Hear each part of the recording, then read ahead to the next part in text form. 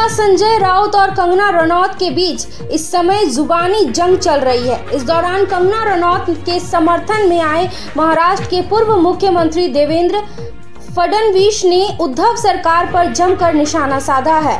पूर्व मुख्यमंत्री देवेंद्र फडणवीस कंगना रनौत के बयान पर कहा कि हमें मुंबई पुलिस पर कोई शक नहीं है, लेकिन कंगना ने वही किया जो उन्होंने राज्य में अन्य नेताओं को करते हुए देखा है। बता दें कि कंगना रनौत ने कुछ दिन पहले कहा था कि उन्हें बॉलीवुड माफिया से ज्यादा डर मुंबई पुलिस से लगता है।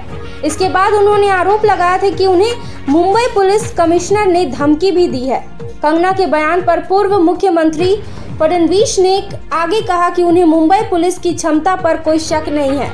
यह सच है जब आप कहते हैं कि कंगना के बयान से महाराष्ट्र पुलिस का अपमान हुआ, लेकिन मैं आपको याद दिलाना चाहता हूं कि इस सदन में कई लोग जिन्होंने पुलिस की अक्षमता पर टिप्पणी की है वे ठीक से काम नहीं कर सकते हैं। उन्होंने विधानसभा को यह भी याद दिलाया 2015 में महाराष्ट्र के मुख्यमंत्री उद्धव ठाकरे ने एक रैली में कथित तौर पर टिप्पणी की थी कि पुलिस केवल बर्तन धोने में सक्षम है।